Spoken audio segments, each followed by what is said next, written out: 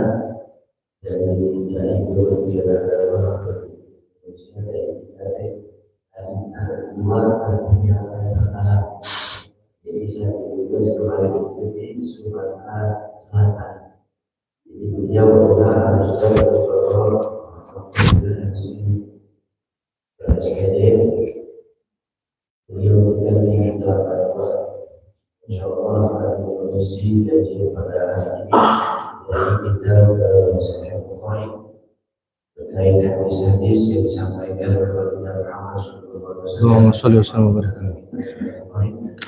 Mudah-mudahan kita semua bisa mendengarkan, menyimak dengan khidmat dan khusyuk beliau menjadi bekal amal ibadah yang kita bisa lakukan kepada Allah Subhanahu wa Ta'ala, kepadanya yang bersyukur.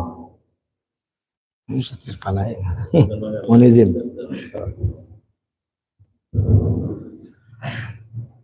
Bismillahirrahmanirrahim. Assalamualaikum warahmatullahi wabarakatuh.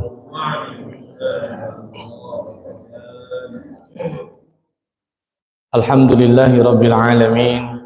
Alhamdulillahilladzi ayyada habibahul mustafa bil qur'ani kasyamsi wa duhaha wa bisunnati kal qamari idza talaha faman sara alaihi ma sara fi dhaw'in nahari idza jallaha ومن أعرض عنهما سار في ظلمة الليل إذا يغشاها والصلاة والسلام على نبينا ومولانا محمد صلى الله عليه وآله وصحبه وسلم المصطفى الذي لا ينطق عن الهوى إن هو إلا وحي يوحى وعلى آله وأصحابه التي كانت الجنة مأواها أما بعد.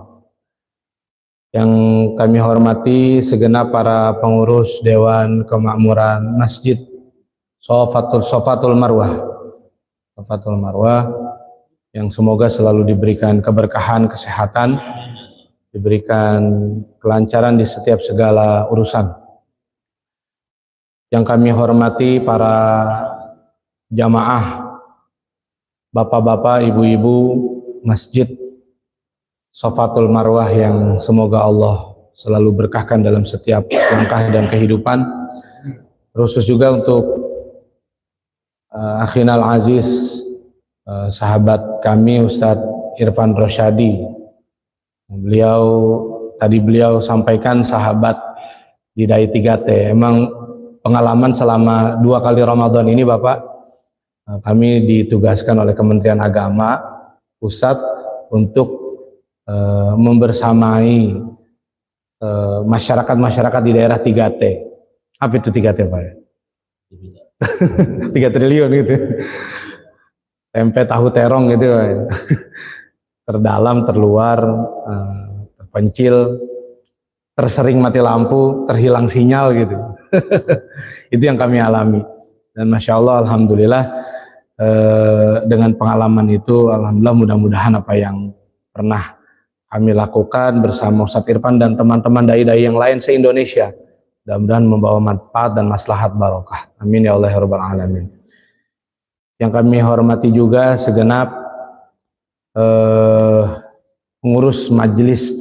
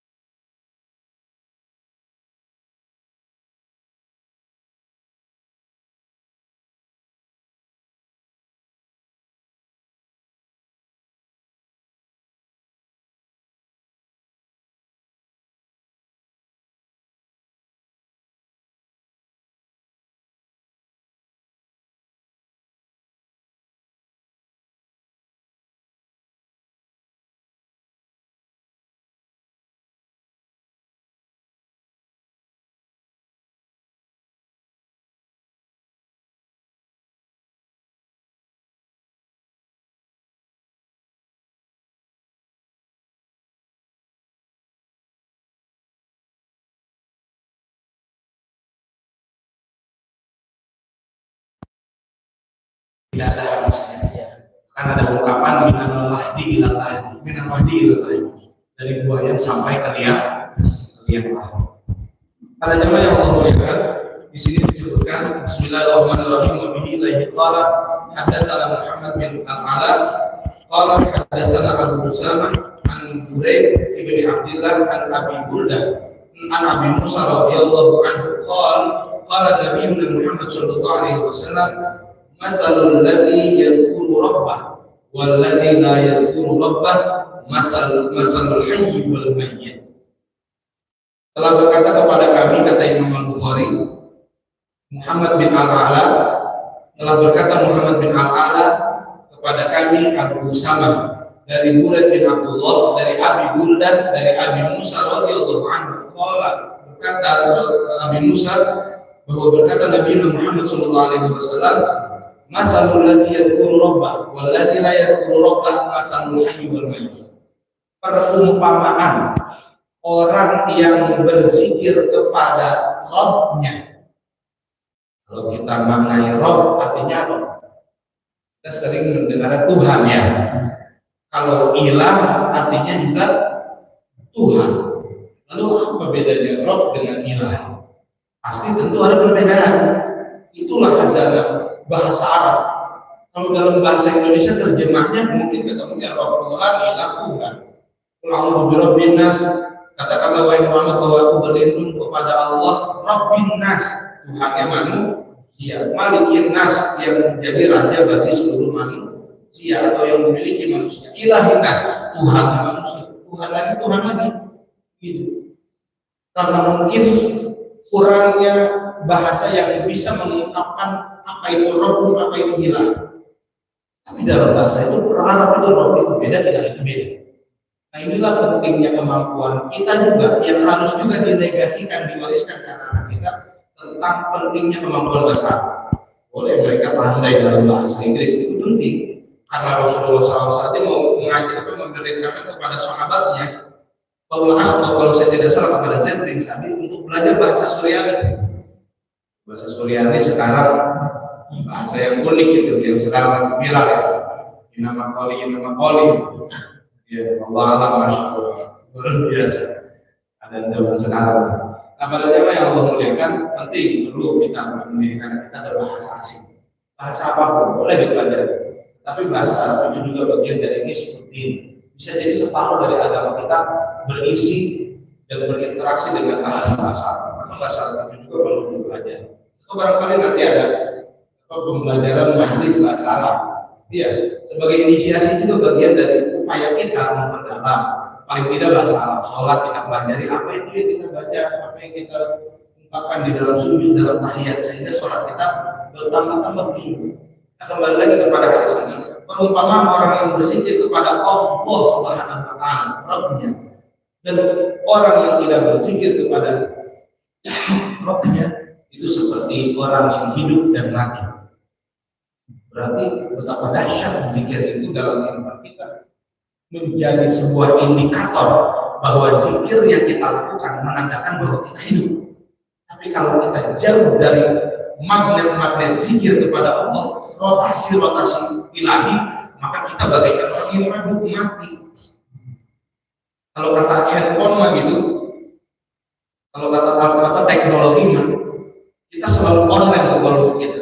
Diri kita tuh selalu hidup, selalu terpantau oleh Allah Subhanahu wa taala. Di saat kita berzikir kepada Allah, maka di saat kita dipantau oleh Allah, diingat selalu oleh Allah, maka kuncinya adalah zikir kepada Allah. Selaras dengan apa yang Allah firmankan, "Fadhkuruni adzkurkum." Zikirlah kalian kepada aku, maka aku akan ingat kepada kalian. Ingatlah kalian kepada aku, maka aku akan zikir kepada kalian. Ingatnya Allah kepada kita adalah bagian dari cara Allah memberikan keberkahan, memberikan keselamatan ini wa dunia wal akhirah. Di saat kita mengingat Allah Subhanahu wa taala. Atau tengok di dalam surah Al-Hasyr, nasullaha fa ansahum anfusahum.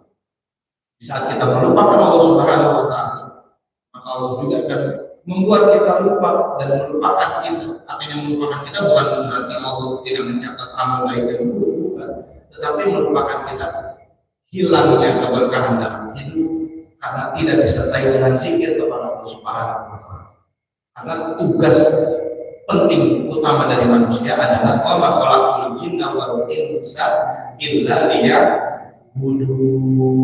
Di ayatnya itu tengok pasti tulisannya liya'buduni, karena liya'buduna asalnya adalah liya'buduni, kayaknya dibuang kalau dalam kaidah bahasa Arab. Tidaklah aku ciptakan jin dan manusia melainkan kesemuanya liya'budun, untuk beribadah kepadaku, kata Allah Subhanahu wa Ta'ala. Maka tugas utama kita harus kita tahu, mengenal diri, menggapai ilahi. Ma'arafa nafsa orang yang mengenal dirinya maka dia akan mengenal Allah Subhanahu wa Ta'ala. Mengenal jati diri kita dengan cara apa? Dengan cara banyak berzikir kepada Allah Subhanahu wa Ta'ala. Dengan zikir itu ada bagian dari benteng kita dari segala hal-hal keburukan, terutama dari godaan setan. Ketika setan menggoda kita, maka akan menjauhkan diri kita dari apa? Dari upaya-upaya kita untuk menuju tujuan utama kita dihidupkan oleh Allah, yaitu untuk beribadah. Teruslah berupaya untuk berzikir kepada Allah Subhanahu wa Ta'ala dimanapun kita berada. Ittaqillah haitsu ma kunta wa atbi'is sayyi'ata hasanata tamhuha wa khaliqin nas bi khuluqin hasan. Dalam hadis seperti itu, bertakwalah kita kepada Allah dimanapun kita berada.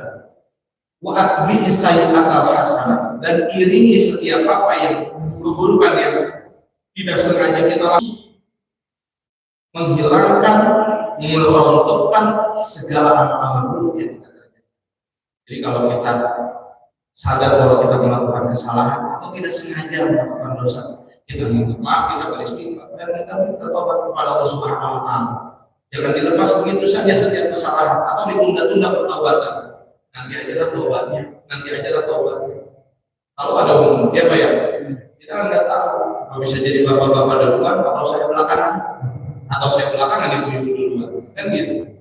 Kita nggak tahu urusan umur. Tuh lihat tengok di dalam kaligrafinya.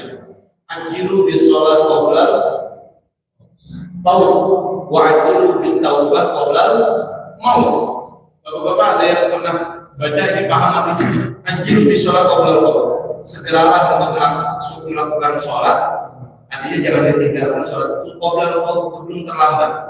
Wa ajilu bin taubah qoblal maut, dan bersegeralah untuk bertaubat sebelum maut. Gitu. Ainama takunu yudrikumul maut walakum fi burujin musyayadah. Para jamaah yang Allah muliakan, hadis yang pertama yang tadi kita pahami bahwa perbedaan orang yang zikir dengan tidak berzikir kepada Allah adalah bedanya seperti orang yang hidup dengan yang mati. Kalau mati tidak ada potensi apapun yang bisa dilakukan, tidak ada kebaikan yang dimunculkan, dan tidak ada kebermanfaatan dalam hidupnya. Tapi kalau orang hidup, dia bisa melakukan upaya apapun, terutama hal-hal kebaikan. Hidup dengan mati sebagai analogi percontohan siapa yang berzikir dan siapa yang tidak. Masya Allah. Jadi jangan sampai kita lengah dari zikir kepada Allah. Zikir kepada Allah itu banyak. Kan di sini disebutkan bahwa zikir-zikir itu juga bisa diterapkan di berbagai macam apa yang kita kerjakan. Di sini disebutkan zikir ketika diisi hanya di lisan itu bagus, tetapi ketika zikir itu dimasukkan ke dalam qalbu itu lebih bagus. Ketika zikir itu dihadirkan dalam kehidupan kita, bita'zimillahi ta'ala wa nafin naqais izdadat amal. Di saat kita beramal-amal soleh itu bertambah lagi kemuliaan zikir itu. Dan ketika zikir itu dikerjakan, zikir itu artinya menyebut juga mengingat, begitu Pak ya. Di saat zikir itu dimasukkan di dalam pekerjaan kita yang fardu ataupun yang sunnah dan segala macam-macam kebaikan, itu lebih tambah lagi kemuliaannya. Dan ketika zikir itu dihadapkan betul-betul dalam kita menghadap kepada Allah, bahwa abnabul amal itulah inti dari kesempurnaannya. Dengan cara apa? Di saat kita bisa berzikir, lisan kita berzikir, kalau kita juga berzikir. Tengok apa di dalam Al-Quran, Wallahu yahulu bainal mar'i wa qalbi. Allah itu berinteraksi, artinya berinteraksi itu melihat, gitu. Dari mana manusia bisa berinteraksi dengan Allah, yaitu Wallahu yahulu bainal mar'i wa qalbi. Allah berinteraksi dengan seseorang wa qalbi, dengan apanya? Qalbunya, hatinya. Maka nanti di dalam hadis Rasulullah yang lain juga, Allah tidak melihat kepada wajah kita, tidak melihat rupa kita, tidak melihat tentang profesi kita, tidak melihat kepada jabatan apa yang kita miliki. Malaikat wa yanzuru ila qulubikum. Yang Allah lihat adalah kualitas hatinya. Kualitas hatinya itu kualitas qalbunya. Kalau kita kan sekarang repot untuk ngedandanin, kalau kata orang Tangerang bilang, ngerapihin apa yang menjadi zahir kelihatan tampak. Ya betul Pak ya? Kepala gatal dikit kita bikin sampo supaya nggak ketombean, nggak keluar. Muka perawatan, segala bentuk perawatan kita beli. Yang skincare semua dibeli. Untuk apa? Untuk ngedandanin yang zahir. Tangan agak pegal-pegal nih, rasanya asam urat nih, ada yang amat nih kerja begitu Pak ya. Mengapa dia apa enak, apalagi sholat juga kita dandani. Kaki yang pegal-pegal kita beli jamu. Kita sedang merapikan yang zahir. Lalu bagaimana yang batin? Bagaimana ruh kita? Bagaimana qalbu kita? Makanya nanti mungkin jika di kesempatan yang lain kita akan angkat tema tentang ini sedikit angkat tema tentang mengenal diri menggapai lain. Tentang bagaimana cara kita merapikan apa yang menjadi qalbu kita. Kita punya ruh, begitu Bapak. Ruh kita ini ada di dalam jasad kita. Jasad kita makan apa aja kita manjain. Aduh hari ini mas saya pengen makan jengkol, gitu Pak ya. Aduh hari ini saya pengen makan durian. Durian di mana dibelain naik mobil beratus-ratus ribu, begitu Pak ya. Untuk apa? Untuk memuaskan yang zahir. Lalu apakah kita memberikan nutrisi terbaik, gizi terbaik, makanan terbaik bagi ruh kita? Maka Rasulullah SAW bilang, ketahuilah bahwa di dalam diri manusia ada segumpal darah, segumpal daging. Kalau itu baik, maka baiklah seluruhnya jasad. Kalau itu buruk, maka buruklah itu jasad. Pendapat ulama ada dua. Apa itu yang dimaksud dengan daging tersebut atau segumpal darah tersebut? Qalbu artinya apa? Bu, qalbu artinya apa? Hati. Kata siapa? Ibu. Kalau kita memiliki dua makna. Kalau bapak-bapak umroh atau haji nanti main-mainlah ke rumah sakit ini, rumah sakit di apa? Di Arab atau di Jeddah atau di Mekah gitu. Pengen tengok gitu. Saya pengen tahu, tanya ke pembimbing umroh yang membawanya, saya pengen tahu kalau dokter jantung itu mana sih ruangannya gitu. Kalau dokter jantung itu dokter kan tabib. Kalau jantung itu bahasa Arabnya adalah qalb. Tabibul qalbi artinya dokter jantung. Nah itu tadi katanya qalb itu artinya hati. Tapi dari kata ibu artinya qalb itu hati. Tapi pas kita lihat tengok dokter jantung adalah tabibul qalbi. Qalb itu artinya jantung. Lalu yang benar gimana? Kalau dalam bahasa Inggris, coba kita tengok jantung bahasa Inggrisnya. Siapa yang di sini pintar bahasa Inggris? Jantung bahasa Inggrisnya apa? Heart juga kan? Heart, ya. Kalau hatiku, my heart juga. My heart, bukan heart. Dia salah pengucapannya. Heart. Nah, heart jantung, heart juga hati. Lalu sekarang saya mau nanya, kalau ibu-ibu kalau ini ya. Ini orang ya dikasih hati minta jantung. Kok kelakuannya gitu nih orang ya? Nggak punya hati ya Pak? Saya mau nanya, hati itu ada di mana? Letaknya coba tes. Di mana? Di sini. Di dalam. Di mana hati? Bedakan antara hati yang menjadi hati nurani dan hati yang kita sebut dengan liver. Itu beda.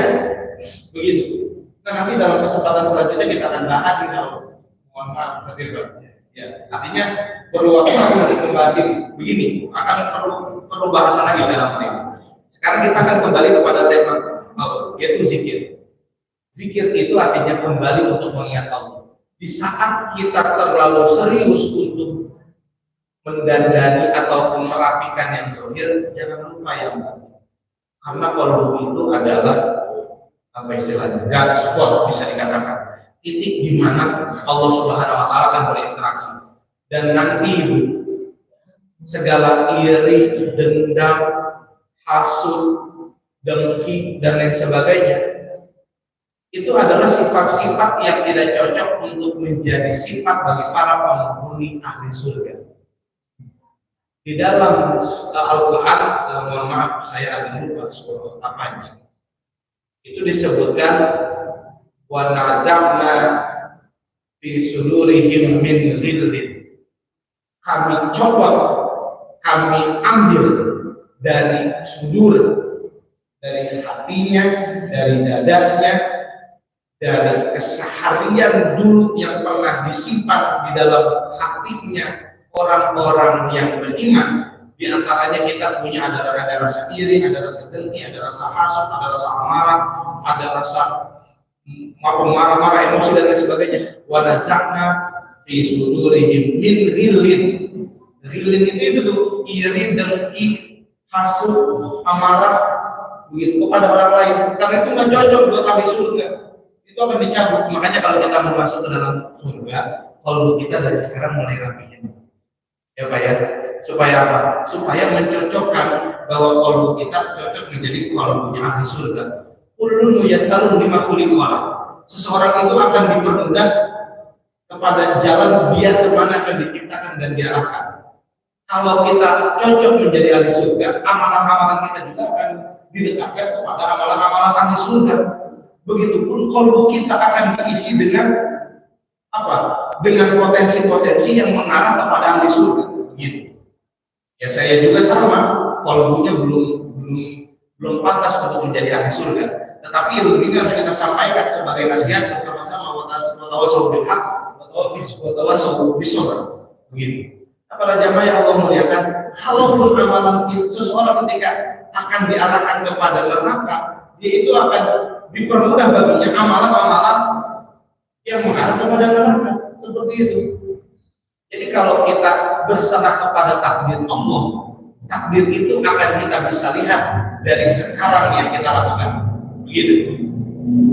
Kalau kita berserah kepada takdir Allah dalam kepasrahan, tidak ingin apa-apa, maka akan didekatkan dengan ketidak apa-apaan. Ketika kita berpasrah kepada Allahnya, tawakalnya, berupaya ingin menjadi orang yang soleh, maka kita akan diberikan kekuatan potensi untuk mengarah kepada amalan-amalan orang-orang soleh. Seperti itu umumnya antara surga dengan neraka. Ketika kita dijadikan orang yang kaya misalnya secara duniawi, amalan-amalan kita juga, kesibukan kita juga akan diarahkan ke sana. Gitu. Proses tawakal itu bukan berarti berdiam diri, tapi ada upaya-upaya yang mengarahkan kita kepada hasil. Maka kalau dalam berdoa, dalam berzikir, kita bukan hanya meminta kepada Allah untuk dijadikan ini misalnya, tetapi kita juga minta kepada Allah untuk dipantaskan menjadi ini. Gitu. Ya Allah, saya ingin kesejahteraan, kebahagiaan dunia dan akhirat. Ya Allah, berikan kami rezeki yang halal, luas, berkah, banyak. Gitu ya misalnya ya. Permintaan kita dalam urusan duniawi kan banyak. Saya pengen uang yang banyak, harta yang banyak, untuk lebih banyak bersedekah. Nah, tidak hanya kita berpangku tangan untuk melakukan itu, tetapi kita juga minta dipantaskan untuk menjadi orang yang demikian. Harus minta dipantaskan. Kita pengen mendapatkan masuk ke dalam surga, tapi kita nggak bisa meminta kepada Allah untuk memantaskan diri menjadi ahli surga. Nah, pada zaman itu hadis yang pertama. dan yang Indonesia kedua. Ini sampai jam berapa Ustaz? Oh, bunyi gitu. Itu jam berapa itu bunyi? Jam 6 ya? Oh, terbit, terbit. Iya. Izin lanjut Bu ya, supaya ini menjadi kelanjutan hadisnya yang biar lengkap. Nah, para jamaah yang Allah muliakan, berzikir itu penting. Kita banyak-banyak berzikir. Jangan lupa dari berzikir kepada Allah. Di dalam hadis yang selanjutnya, kalau saya bacakan keseluruhannya terlalu panjang, jadi saya bacakan ayat terjemahnya atau intinya. Jadi Allah Subhanahu wa taala, innalillahi malaikatan yadkhuluna fi turbil dzikr. Sesungguhnya Allah memiliki malaikat-malaikat yang diberikan SK khusus, tugas khusus. Tugas malaikat itu apa? Yatufuna fit turub yaltamisuna ahla dzikr. Tugasnya adalah keliling ke langit-langit dunia. Yaltamisuna ahla dzikr, mencari orang yang ahli zikir. Senang berzikir kepada Allah. Begitu. Rumahnya diisi zikir, musholanya diisi zikir, majelisnya diisi zikir, majelis atau masjidnya diisi berzikir kepada Allah Subhanahu wa taala. Fa idza wajadu qauman yadhkurullah ta'ala baru ilaha. Ketika malaikat itu ketemu di mana dia berzikir, ketemu di Shafatul Marwah. Di Masjid Shafatul Marwah ada orang yang sedang berzikir kepada Allah. Ini sedang mengingatkan hadis-hadis ini juga bagian dari berzikir kepada Allah. Membaca hadis Rasulullah juga bagian dari cara mendekatkan diri kepada Allah. Sedang mengingat Allah Subhanahu wa taala, berzikir kepada Allah. Halumu ila hajatikum, kata malaikat. Malaikat bilang halumu ila hajatikum. Ayo coba setorkan apa yang menjadi hajat kita, apa yang menjadi hajat kalian, apa yang menjadi cita-cita harapan kalian, kata malaikat. Kira-kira kalau kita lagi berzikir begitu, baca Yasin, baca Al-Kahf, baca surat Ar-Rahman, Al-Waqiah, sedang bersolawat, ribuan solawat kita baca. Apakah kita mendengar nggak malaikat begitu mengucapkannya? Tidak mendengar, tetapi hakikatnya malaikat itu mendekat kepada kita. Kata malaikat, wahai hamba Allah, lalu mengilah hajatikum. Ayo silakan, setorkan kepada kami apa yang menjadi hajat dan tujuan kalian. Ini hadis menjelaskan bahwa apa istilah anak sekarang jalan ninja gitu, shortcutnya gitu, jalan pintas untuk mempercepat hajat-hajat kita dikabul oleh Allah adalah dengan banyak-banyak berzikir kepada Allah. Kalau kita berzikir kepada Allah Subhanahu wa taala kan berarti kita mengundang rahmat Allah, memetik buah cintanya. So, kalau Allah sudah cinta, jangankan apa yang kita minta, yang kita terbesit di dalam kolbu saja Allah akan kabul. Artinya Allah akan kabulkan dengan berbagai macam versi, dengan macam apa istilahnya, Allah konversikan dengan berbagai macam hal-hal wujudnya doa itu, doa yang kita minta kepada Allah Subhanahu wa taala. Tapi para jamaah yang Allah muliakan, kadang kan begini, kita begini, ada yang orang dalam ibadahnya selalu suzon kepada Allah. Insya Allah orang Muslim enggak, tetapi ada sebahagian dengan ibadahnya, ketika ibadahnya dia sudah tahajud, dia sholat duha, tetapi dalam penantian hasilnya dia suzon kepada Allah. Oh saya udah tahajud, udah berlama, saya tahajud 3 tahun saya nggak pernah putus tahajud. Oh nggak pernah dikabul juga mau ya. Ada yang begitu? Ada. Yang ada suzon kepada Allah. Apa Allah nggak adil? Itu hati-hati, istighfar, taubat, bahkan syahadat kepada Allah. Sampai berani mengucapkan bahwa Allah tidak adil. Begini Bapak Ibu, saya akan sampaikan ini sebagai nasihat buat pribadi saya sendiri. Allah Subhanahu wa taala itu memberikan, menjawab di setiap doa yang kita panjatkan kepada Allah itu dengan berbagai macam versi dan bisa jadi terkonversikan dengan hal yang lain. Kita bisa minta kepada Allah, ya Allah, tahun ini saya membutuhkan uang sekitar 500 juta untuk keperluan anak saya kuliah, untuk keperluan bisnis saya, untuk keperluan anu dan lain sebagainya. Misalnya saya pengen merenovasi rumah saya sekitar 500 juta ya Allah, kabulkan kan gitu ya. Gak apa-apa kita meminta kepada Allah dengan menyebutkan nominal, gak apa-apa ya, daripada 500 juta ke orang lain bisa orang gila kita. Apa yang bener aja mau punya persen 500 juta, saya juga masih punya utang masih maju lah misalnya begitu. Apa berani-berani minjem saya 500 juta kan aneh, tapi kepada Allah nggak ada yang aneh. Nah, kita minta kepada Allah, Allah mengabulkan dengan 3 cara. Pertama, Allah kabulkan benar kita dapat 500 juta. Dengan cara apa? Allah alam bagaimana ceritanya. Keluarga yang meninggal lah misalnya keluarga yang meninggal, ternyata kita jadi ahli waris, dihitung-hitung kebagian dari 500 juta dikabul nggak mau? Dikabul, dapat nggak? Dapat 500 juta bagian dari cara Allah mengijabah doa kita, langsung wujud 500 juta. Atau yang kedua, Allah takdirkan kita masuk ke dalam jalan tol lagi berkendara, pergi main. Misalnya nih kita lagi ke rumah siapa silaturahim ke saudara kita di Jawa, hampir saja mobil yang kita kendarai nabrak mobil truk, mobil tronton, saking kebut-kebutannya di jalan tol. Hampir per sekian senti misalnya gitu, dikit lagi berapa senti lagi Allah selamatin kita dari tabrakan dan kecelakaan itu, yang ternyata kalau dihitung-hitung dari kecelakaan itu ngebenerin mobil habis 300 juta misalnya, atau habis 200 juta, anggota keluarga kita yang ada di dalam mobil itu ada 3 orang, kalau rasa-rasanya naudzubillah itu jatuh kecelakaan, kejadian ngebenerin kakinya yang istilahnya patah, harus dimasukin pen, bisik dan lain sebagainya, ada 3 orang aja anggota keluarga kita, masing-masing 100 juta, ngebenerin mobil 200 juta, anggota keluarga 300 juta, berapa semuanya? 500. Allah kabulkan kita keselamatan dari kecelakaan yang nominalnya 500 juta. Bisa kita mendapatkan keselamatan itu kita nggak sadar, ternyata Allah sudah mengabulkan kita untuk permintaan kita yang selama ini 500. Allah udah kasih, tapi kita nggak sadar. Bener, bangun pagi kita bisa melek mata, biar kayak dikit nggak apa-apa lah, begitu ya. Hidung bisa bernapas, badan bisa bergerak, oksigen nggak perebutan tuh sama isi orang rumah. Ada 10 orang di rumah, banyak anaknya banyak, cucunya banyak. Satu rumah, 10 orang dari yang berebutan oksigen. Tapi Allah kasih itu semuanya tanpa perebut. Kalau dihitung-hitung mungkin dari biaya mata kalau sakit, hidung tidak bisa bernapas, tangan tidak bisa bergerak, bisa jadi 500 juta itu. Pagi-pagi bangun badan sehat semua sekeluarga, itu bagian dari Allah mengabulkan 500 juta. Itu cara yang kedua Allah mengabulkan doa. Atau yang ketiga, nanti di hari kiamat, di dunia kita nggak dapat, masih diuji juga oleh Allah Subhanahu Wa Taala. Di hari kiamat kita kaget dengan apa?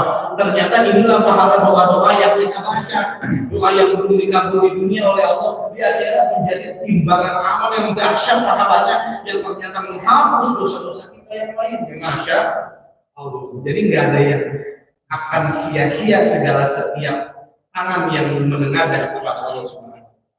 Tidak akan ada yang jatuh sia-sia ketika ada doa yang dipanjatkan kepada Allah Subhanahu. Maka untuk mempercepat cara kita dikabul ijabah doa dan hajatnya adalah dengan banyak-banyak berzikir. Karena senang malaikat tuh kepada orang yang berzikir.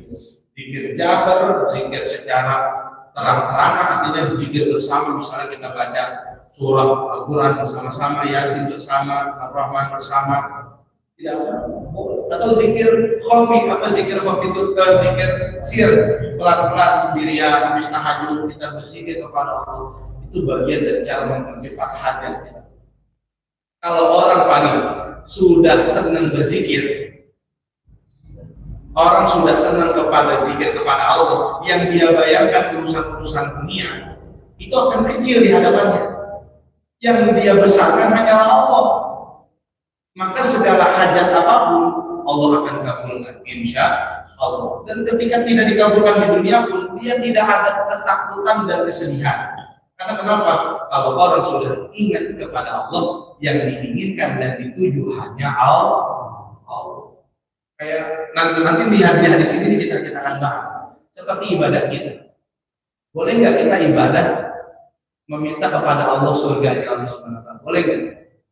Boleh.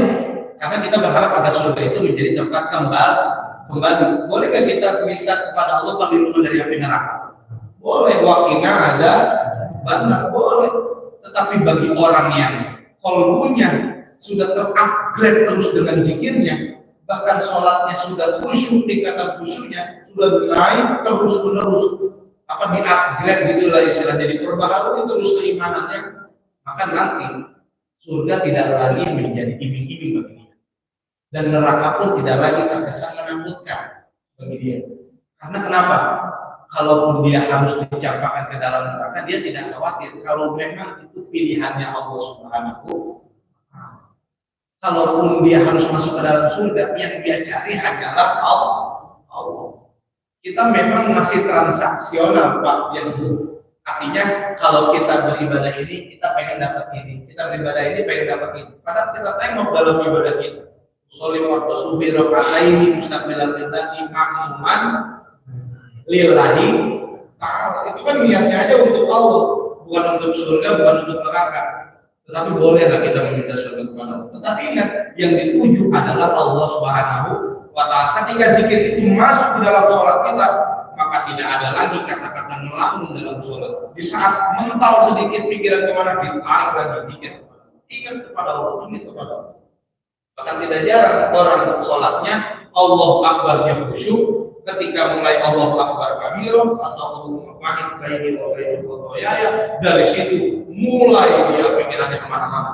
Ada yang ke pasar, ada yang ke Tangerang, ada yang ke Jakarta, ada yang di kantor, ada yang ingat bayaran ini, cicilan ini, bayar ingat angsuran ini, ingat ini, tahu-tahu ingat-ingat Assalamualaikum warahmatullahi wabarakatuh. Assalamualaikum warahmatullahi wabarakatuh. Selesai sholat, baru sadar sholat selesai. Jadi setan itu ketika kita sholat bukan berarti setan menghindar. Kata setan, silakan kamu berwudu, silakan kamu pakai gamis, pakai koko, pakai sorban, silakan kamu pakai minyak wangi sholat, silakan kamu sediakan tasbih. Tapi ingat nanti di dalam sholat digoda sama setan, lupa kemana-mana. Di dalam sholat kita lupa kepada Allah, apakah ada jaminan di luar sholat kita ingat kepada Allah? Belum tentu ya kan. Di dalam ibadah kepada Allah saja kita lupa kepada Allah, apalagi di luar sholat. Itu pada jamaah yang Allah muliakan. Nah, di hadis selanjutnya ini dijelaskan malaikat menanya, Allah Subhanahu wa Ta'ala bertanya, wahai malaikat, mereka sedang apa yang lagi kumpul-kumpul itu? Atau kata para malaikat, wahai Allah, mereka itu bertakbir, bertahmid, bertasbih, mengagungkan Engkau, bertahlil, mengagungkan asma-asma Engkau. Lalu Rasulullah SAW bertanya kepada malaikat, apakah mereka pernah melihatku? Belum ya Allah, mereka belum pernah melihatku. Lalu kata Allah Subhanahu wa Ta'ala, bagaimana kalau mereka melihatku? Dijawab oleh para malaikat, hamba-hambamu yang senang-senang berzikir itu, dia ketika ditakdirkan melihatmu, dia akan tambah rasa takutnya, tambah rasa cintanya, dan tambah berdekatan. Itu pertanyaan Allah kepada malaikat. Kadang kita bingung, memang Allah nggak tahu ya turunannya malaikat dulu. Ayo, kayak misalnya kita tahu bahwa Allah punya malaikat raqib dan atid. Tugasnya apa? Mencatat amal soleh dan amal salah, gitu ya, amal baik dan amal buruk. Emang Allah nggak tahu amalan baik dan buruk kita? Kan tahu ya. Kenapa harus menugaskan malaikat? Nah, kita akan bertanya, kenapa malaikat? Karena Allah bisa mencabut nyawa setiap hamba. Kenapa harus nyuruh malaikat maut? Karena Allah bisa mengirimkan wahyu kepada Nabi Muhammad. Kenapa harus melalui perantara malaikat Jibril? Ini sebagai bentuk jalalu, sebagai bentuk keagungan Allah bahwa Allah menguasai seluruh alam semesta. Bukan berarti Allah tidak bisa. Allah mampu, saudaranya. Tulijul laila fil nahar wa tulijul nahar fil lail, mengganti siang malam saja Allah mudah, apalagi hanya baru sekedar mencabutnya. Allah mudah bagi Allah Subhanahu wa Ta'ala. Para jamaah yang Allah muliakan, penugasan kepada malaikat itu adalah bagian dari cara apa? Dari cara kekuasaan Allah Subhanahu wa Ta'ala berlaku. Nah, kemudian Allah Subhanahu wa Ta'ala bertanya lagi, wahai malaikat, mereka sudah mengharapkan apa sih berzikir kepadaku? Lalu kata malaikat, mereka mengharapkan surga dengan segala macam kenikmatan yang engkau miliki. Jadi ketika kita berzikir, kita ingin bahwa ketika kita tidak beristirahat di dunia dengan banyak ibadah yang kita lakukan, kita ingin istirahat nanti di surga Allah Subhanahu wa Ta'ala. Allah fil jannah, bagi orang mukmin tidak ada kata istirahat, melainkan di surga lah istirahat yang terbaik. Begitu. Boleh jadi di dunianya kita banyak ujian dan cobaan serta banyak hal-hal yang menimpa kolbu kita, menempa dan mendidik kolbu kita, menguji kesabaran kita. Itu bagian dari tarbiyahnya Allah, mendidik kita supaya dipantaskan menjadi orang-orang yang sabar, yang masuk ke dalam surga Allah Subhanahu wa Ta'ala. Jadi kalau kita dapat musibah, dapat ujian, rasakan, nikmati, ya Allah, Engkau masih hidupkan dan berikan aku kesabaran. Aku meminta pertolongan kepadamu melalui sabar yang aku lakukan ini. Aku nggak berharap apa-apa melainkan surga dan segala. Masya Allah. Begitu para jamaah yang Allah muliakan. Ketika malaikat menjawab, mereka mengharapkan surga ya Allah. Lalu ditanya, emang mereka pernah melihat surga malaikat? Kita pernah melihat surga belum? Ya. Kalau di sinetron mah dicontohin surga bagaimana? Nah kalau saya suruh ibu tutup matanya bisa.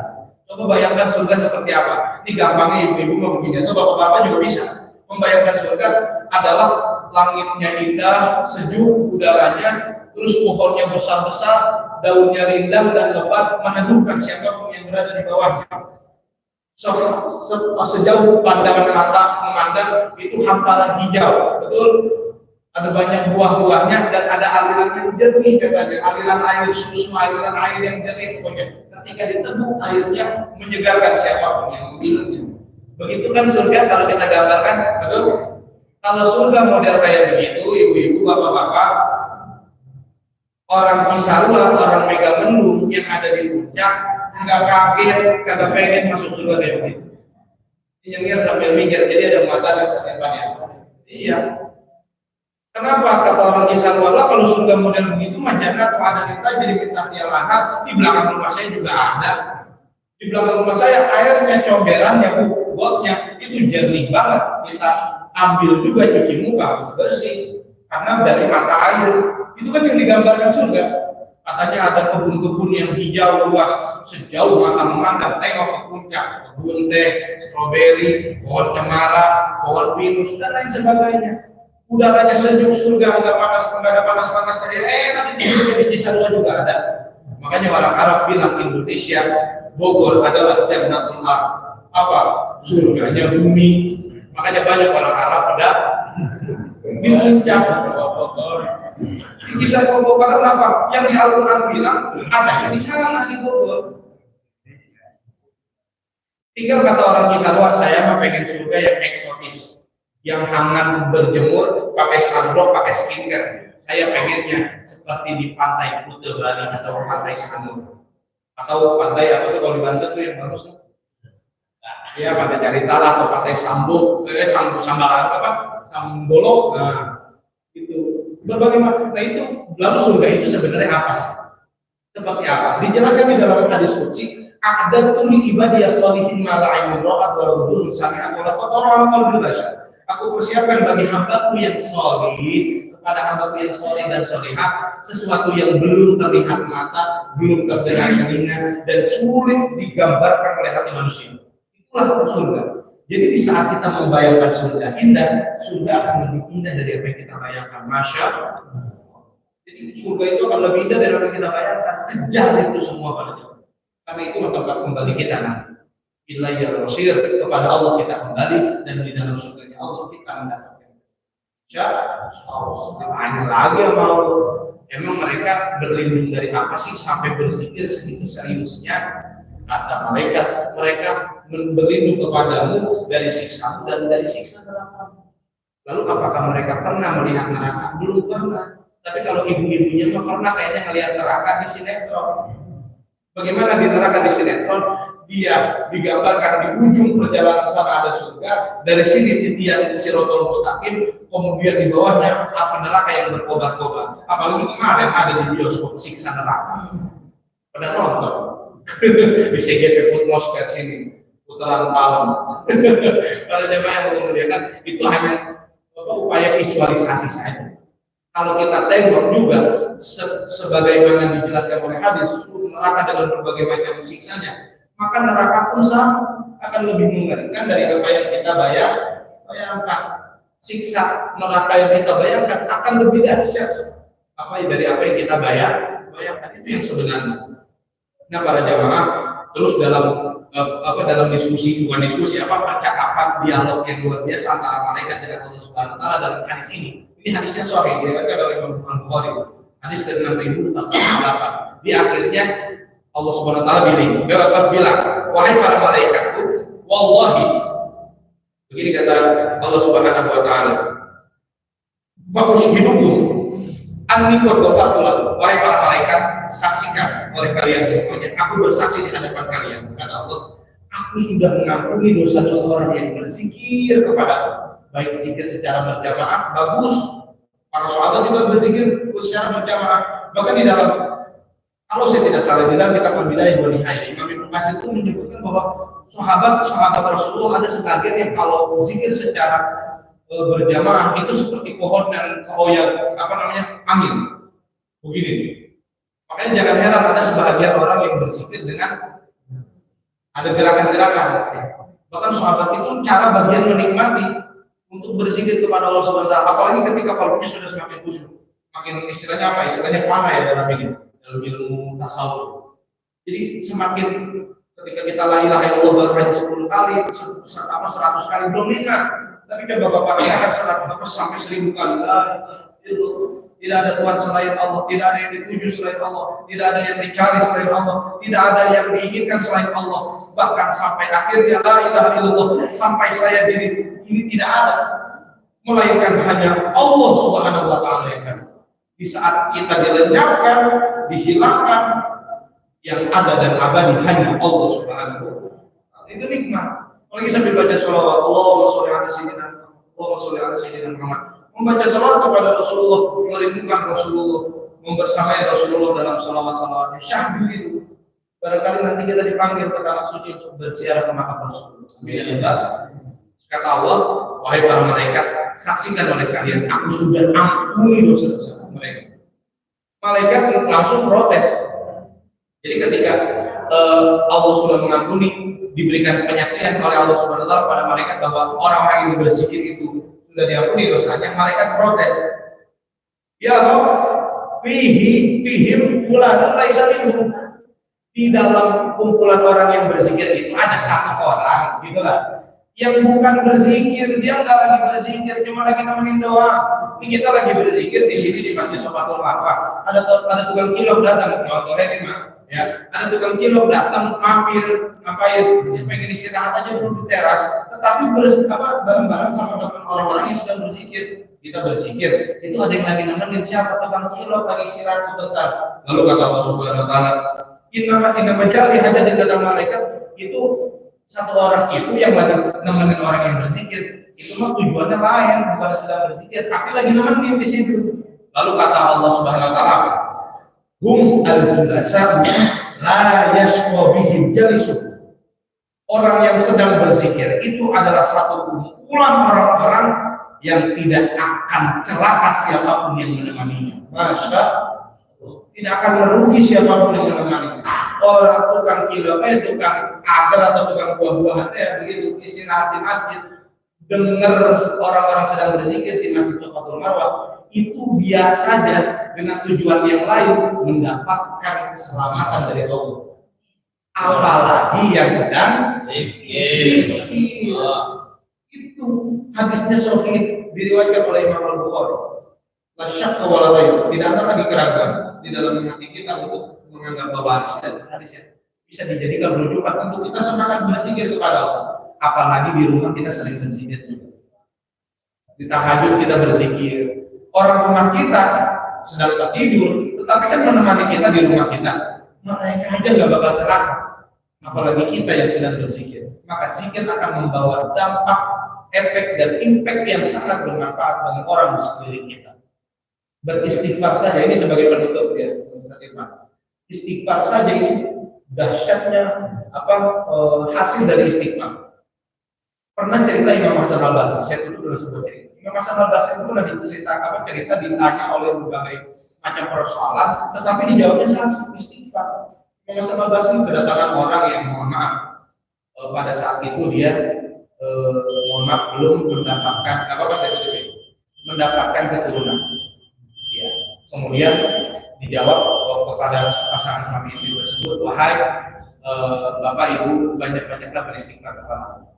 Kemudian dengan permasalahan yang lain datang orang lain, misalnya ini contoh pemimpin yang melihat rakyatnya kekeringan. Bagaimana ini hujan dan turun-turun, kekeringan terlalu lama, El Nino, dampak El Nino ini terlalu besar.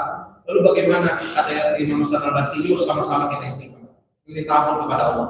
Ada yang bertanya lagi, wahai Imam Hasan al-Basri, Syekh, kami ini yang biasa di kebun, air sungai kering, lalu bagaimana ini kita menghadapi masalah tersebut? Kata Imam Hasan al-Basri, yuk sama-sama kita beristighfar, kita takut kepada Allah. Ada satu lagi, orang yang bisnisnya istilahnya bisnisnya seret, tidak pernah gol, bahkan tidak pernah dapat orderan gitu. Lalu bagaimana ini? Tidak pernah dapat proyekan gitu istilahnya. Lalu gimana? Kata Imam Hasan al-Basri, yuk sama-sama kita beristighfar. Ditanya murid Imam Hasan al-Basri, Syekh, kenapa engkau menjawab segala permasalahan urusan dunia yang begitu pelik masalahnya, berbagai macam permasalahan? Kenapa kau dikasih solusinya dengan istighfar? Imam Hasan al-Basri langsung ungkapkan ayat suci Al-Quran. Istaghfiru rabbakum. Ayat suci Al-Quran. Innahu kana ghaffar yursilis samaa'a 'alaikum bidrara wa yumdidkum bi amwalin wa banin wa yaj'al lakum jannatin wa yaj'al lakum anhar. Meminta ampunlah kepada Allah dalam istighfar kita kepada Allah, yursilis samaa'a 'alaikum bidrara. Allah akan memberikan dan menurunkan hujan yang deras lagi bermanfaat.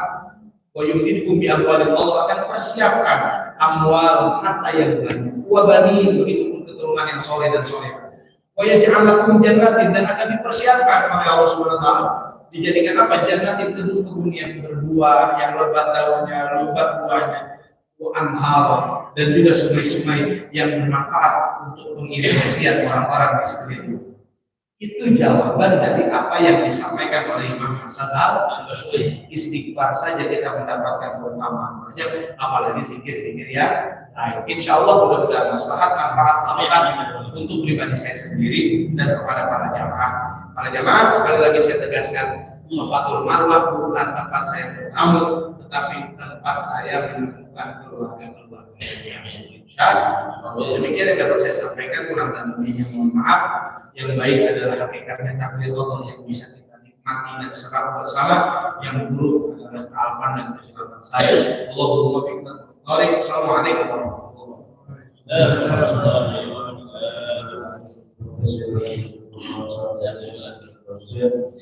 Dan semua kita bisa mengamalkan berzikir kepada Allah Subhanahu wa taala dengan mengikuti jadi dalam mana kita duduk dengan doa masing-masing.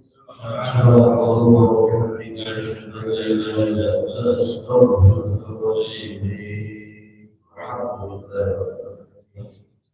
Assalamualaikum warahmatullahi wabarakatuh. Sallallahu ala Muhammad sallallahu alaihi wasallam. Sallallahu ala Muhammad sallallahu alaihi wasallam.